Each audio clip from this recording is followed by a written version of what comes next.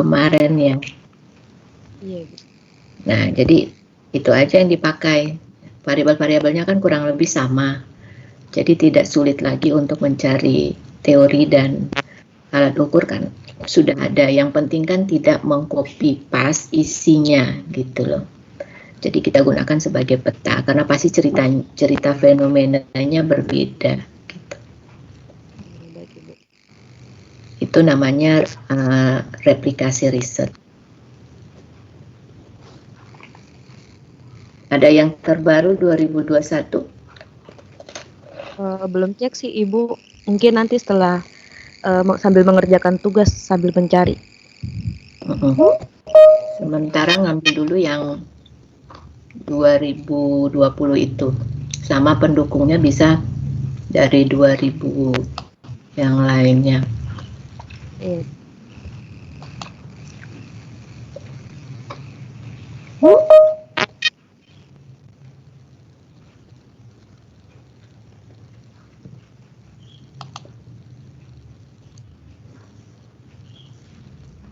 Ini ininya Pak Aden belum bisa kebaca.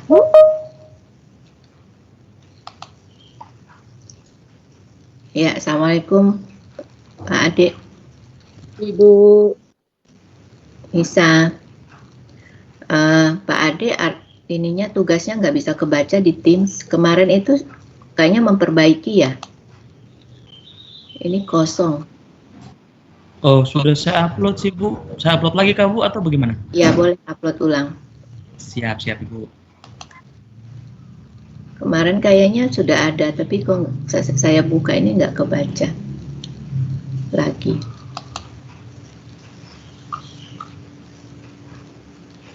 Izin Bu, kalau saya punya hasil email Bu. Apa Nisa ya? Iya Bu.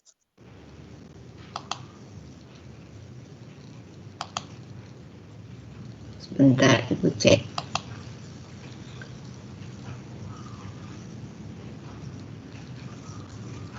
Ya, ntar Ibu langsung buka di slide supaya kalian juga bisa lihat masuk apa tidak gitu. Izin Ibu, saya sudah email Bu. Reza bisa masukkan ke ini enggak, ke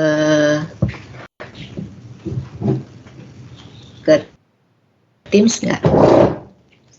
Soalnya di Teamsnya nggak kelihatan. Baik Ibu, saya coba lagi. Bisa.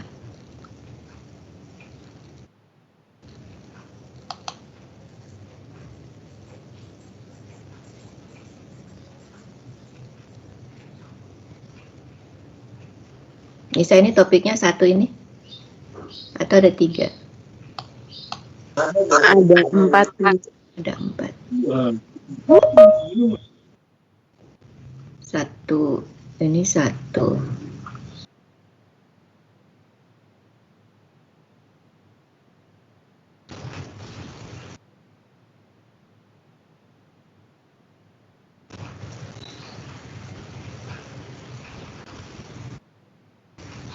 Ya, Nisa kayaknya masih harus nambah variabel.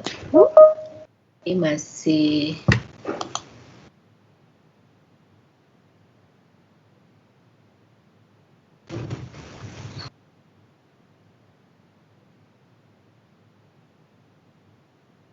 masuk. Ya, ini kayaknya masih ada baru hanya 1 variabel ya. Pengaruh Audi terhadap ini baru 1. Pemanfaatan roda 4 ini maksudnya analisis atau uji kausal. Karena uji kausal belum ada variabel dependennya. Perlu ya, coba nanti analisis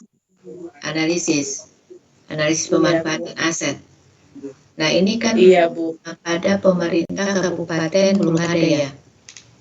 Iya, pokoknya masih belum. Ya, nanti coba cek di Google Scholar ya topiknya ini.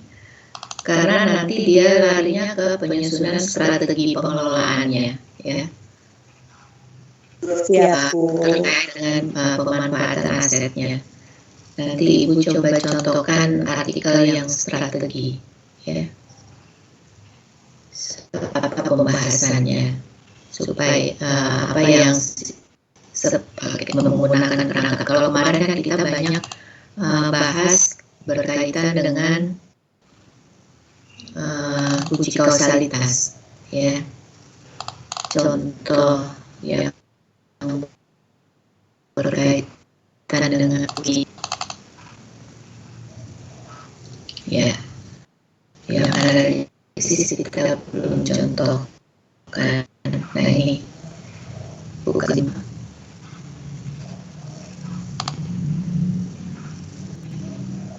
ini salah satu judulnya analisis dan strategi peningkatan pendapatan asli daerah, ya.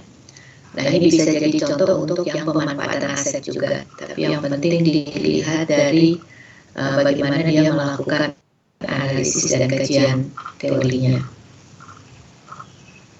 Mungkin bagusnya sebentar Ibu cari yang topiknya lebih ke accounting, ya, karena ini dia lebih ke ilmu ekonomi kalau dilihat dari isinya. Tapi dari sisi pembahasannya itu Nisa harus lihat, nah misalnya kayak ini, dia menggunakan analisis SWOT untuk melihat bagaimana posisi PAD, ya. Nah, nanti Nisa bisa juga melakukan analisis yang sama gitu, ya, tapi SWOT atau balance scorecard, ya, itu untuk melihat pemanfaatan aset di kabupaten tersebut, ya. Jadi mulai dari lihat kelemahannya ketika tidak melakukan aktivitas pemanfaatan dengan baik, apa yang terjadi gitu. Nah, ini dia menyusun sampai dengan mendapatkan jadi pembahasannya itu setelah dia petakan kekuatan dan kelemahannya, kemudian diberikan bobot, ya. Nah, bobot peringkatnya. Kemudian setelah itu dia nyusun strateginya di sini apa yang harus dilakukan. Jadi nanti kalau di sana ada permasalahan pemanfaatan aset, nah itu disusun sampai dengan bagaimana dia harus lakukan ketika posisinya memiliki kekuatan dan peluang, ketika dia memiliki kelemahan dan peluang. Jadi seperti itu. Kemudian kekuatan dan ancaman, ya. Jadi dibandingkan antara kekuatan dengan apa, kemudian kelemahan dengan lagi apa gitu, ya. Nah, jadi nanti inilah hal yang harus dilakukan oleh Pemda gitu, ya, uraian ya, kalau sudah mendapatkan permasalahan yang ada di pemanfaatan aset. Nah, siapa-siapa yang harus melakukan. Jadi misalnya kalau dia sini usulkan lakukan kembali pengkajian pengembangan potensi PAD. Nah, siapa yang harus melakukannya? Nah, jadi nanti misalnya bisa mengatakan harus melakukan identifikasi aset-aset yang belum digunakan misalnya. Nah, ini siapa-siapa yang bertugas di situ harus disampaikan siapa yang harus melakukan. Jadi itu namanya kita menganalisis pemanfaatan aset gitu, ya. Jadi tidak hanya sekedar mengatakan sudah dimanfaatkan atau belum gitu, ya. Nah, kalau yang seperti itu baru di level S1. Kalau S2 sudah harus pengembangan sampai dengan strateginya seperti apa kalau kita melihat ada permasalahan di aset, ya. Begitu, ya, Nisa? Siap, Bu. Siap, Bu. Izin, Bu. Terus nanti kan ada buat kuesioner lagi wawancara begitu, Bu. Iya, kalau analisis kan pasti buat questionnaire mengeksplorasi, ya. Jadi ini biasanya kalau kita menganalisis sifat penelitian itu namanya eksplorasi. Jadi bukan lagi eksplorasi atau uji deskriptif, tidak lagi menggunakan uji kausalitas. Nah, jadi otomatis questionnaire yang digunakan itu adalah questionnaire yang dikembangkan sesuai dengan kebutuhan, ya. Jadi disusun untuk pemanfaatan aset itu apa saja yang mau ditanya, data apa yang diperlukan gitu, ya. Karena tidak lagi hanya berharap pada setuju dan tidak setuju, ya. Nah, jadi misalnya kayak ini ya, ketika kita menyebut bahwa potensi pajak itu dan itu sebagai kekuatan, itu artinya dia tahu persis, dia sudah tahu bahwa ada peluang pajak banyak, cuman belum ditagih gitu ya. Nah, jadi kalau Nisa juga mau mengatakan ini, misalnya saja mengatakan bahwa asetnya Pemda tertentu itu, Pemda A atau B itu dia banyak ya, yang sudah ada banyak tapi tidak digunakan dengan baik sehingga tidak bisa mendatangkan manfaat atau tidak mendatangkan pendapatan bagi bagi Pemda tersebut. Nisa harus ada dasar datanya, artinya ada gedung yang kosong ya, tidak digunakan, ada ruang-ruang yang dibangun tapi tidak dimanfaatkan ya, misalnya ada rumah-rumah yang dibangun buat penduduk tapi penduduk nggak tinggal gitu. Nah, itu adalah potensi-potensi yang seharusnya bisa dimanfaatkan untuk bisa memberi pelayanan publik yang lebih baik misalnya. Nanti di mata kuliah akuntansi manajemen publik, nah itu nanti lebih lagi dapat materi tentang melihat potensi-potensi yang berkaitan dengan bagaimana meningkatkan potensi daerah gitu ya, tapi dilihat dari sisi accountingnya, yaitu pelayanan publik dan pendapatan gitu. Begitu ya Nisa. Siap Bu. Izin berarti silakan. Jadi Bu, berarti untuk data yang saya gunakan nanti lebih ke sekunder ya Bu, atau itu perpaduan. Kalau analisis itu perpaduan. Ya, jadi artinya kita tidak hanya berharap data wawancara, tapi kita juga punya data sekunder.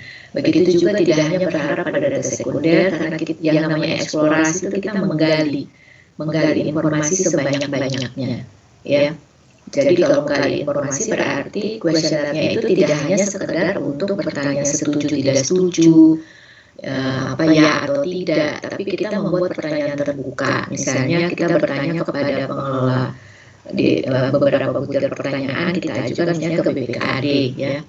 Misalnya kita bertanya di catatan BPKAD ada berapa banyak aset yang terbengkalai ya, yang tidak dimanfaatkan misalnya. Nanti kan mereka akan jawab tuh, mereka akan menunjukkan data sekunder. Nah, tapi kan kita tidak akan mendapatkan jawaban dari data sekunder itu mengapa tidak digunakan gitu loh. Mengapa dia terbengkalai? Itu tidak ada di data sekunder. Makanya kita harus untuk menyusun tadi analisis SWOT atau nanti analisis scorecard, itu kita harus bertanya, Pak, ini kan asetnya banyak, tapi alasannya apa Pak ketika atau Ibu kenapa aset ini tidak digunakan, gitu, atau tidak dimanfaatkan. Nah, nanti jawaban itu kita catat. Terus setelah ditanya, dia sebutkan misalnya ada kendala A, jadi kita tanya lagi, sudah pernah memikirkan jalan keluarnya, gitu ya. Nah, itu kita bertanya terus sampai kita mendapatkan jawaban yang sesuai dengan apa yang kita pikirkan di dalam menjawab permasalahan kita, dan kemudian yang kita pikirkan untuk bisa menemukan lagi saran-saran yang bisa kita usulkan selain apa yang sudah mereka lakukan gitu ya. Nah itu yang namanya kita mengeksplor. Begitu juga kalau kita nanya di pengguna aset ya. Nah para pengelola barang kita juga bisa bertanya ya tentang aset-aset di masing-masing OPD yang tidak digunakan gitu ya.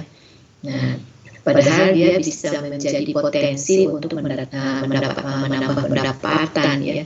Nah, kita bisa tanya di situ ya, kenapa kalau itu dibiarkan kosong ya, tidak digunakan gitu.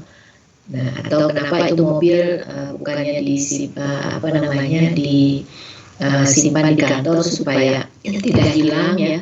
Kalau seandainya mereka menyebutkan terkait dengan asetnya ada ya kemudian dimanfaatkan oleh atau digunakan oleh si A, tapi kemudian si A itu secara pribadi memberi mobil itu kepada orang lain untuk disewakan begitu ya. Nah itu hal yang berkaitan dengan kesalahan-kesalahan di dalam